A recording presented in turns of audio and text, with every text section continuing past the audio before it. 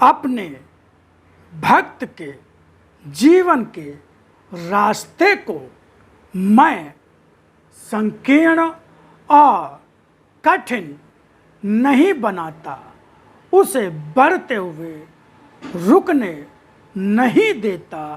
वह बढ़ता है अपने भाग्य से पाए हुए अपने ही कर्मों द्वारा बने रास्ते पर, मगर उसके पांव कभी कटते नहीं, थकते नहीं, रुकते नहीं, बढ़ते ही जाते हैं। बढ़ते पांव और सरलता पूर्वक ही पार हो जाने वाला कठिन रास्ता भी मेरे भक्त के जीवन का अर्थ और मूल्य होता है। असत्य का आकर्षण छोड़ो, अन्यथा असत्य तुम्हें पूरा ही अपनी बाहों में जकड़ लेगा। संबंध, धन, संपत्ति, पद, ऐश्वर्य, वैभव और शरीर की वृत्तियां, ये सभी असत्य के पंजे हैं। इनसे बचना होगा। उन्हें कितनी भी मात्रा में, कितना भी क्यों न संचय कर लो, इसे नष्ट होना है। और जो नष्ट हो गया या फिर जो किसी भी समय नष्ट होकर तुम्हारा साथ छोड़ सकता हो, वह लाभ या संचय कैसे हो सकता है। गुरुर्ब्रह्मा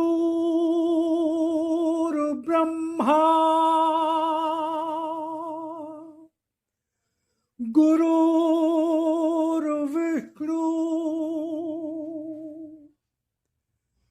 गुरुर्देवो महेश्वरा गुरुर्साक्षात् परब्रह्म तस्मै श्री गुरुवे नमः।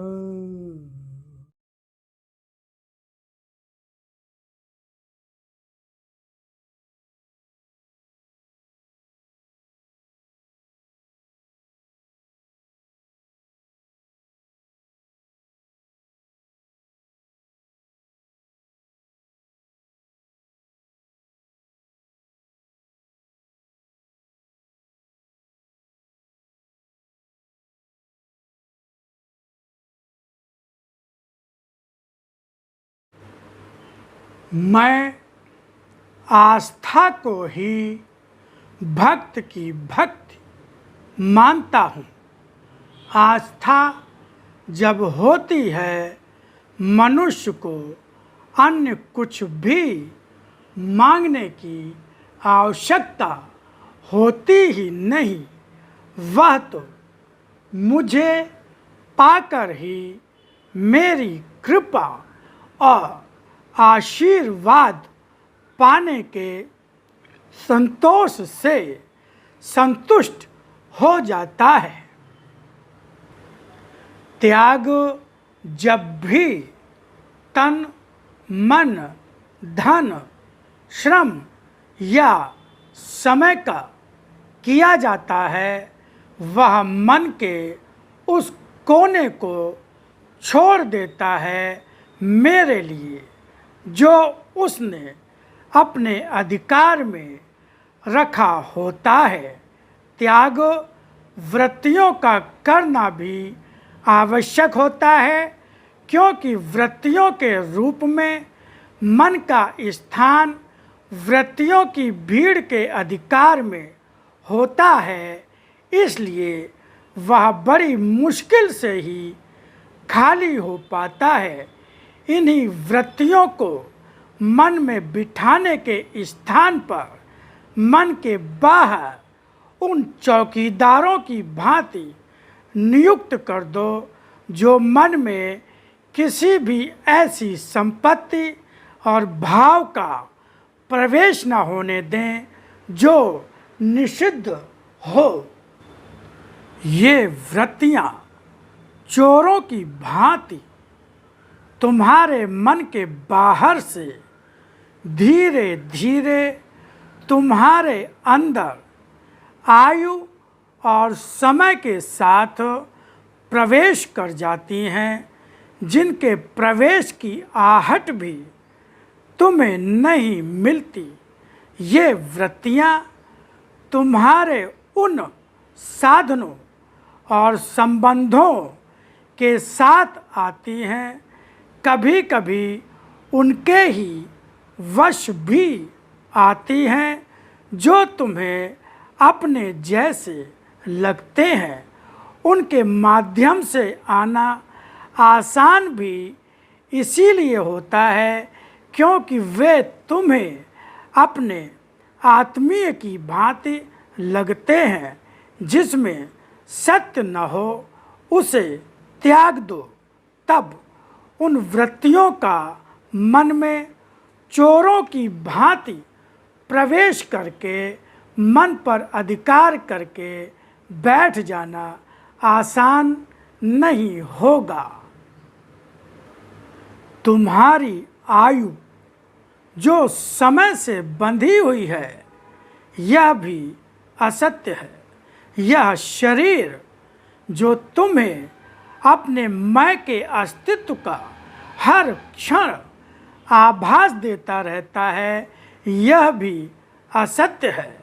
फिर भी तुम इसके अस्तित्व के प्रति हर क्षण सचेत और सतर्क रहकर उसकी रक्षा करते हो।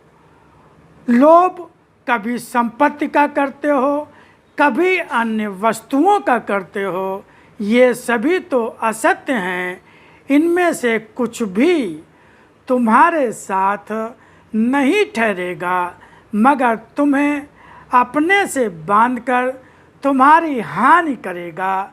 इसलिए अपने इस मैं को अलग करते रहो जितना भी कर सकते हो।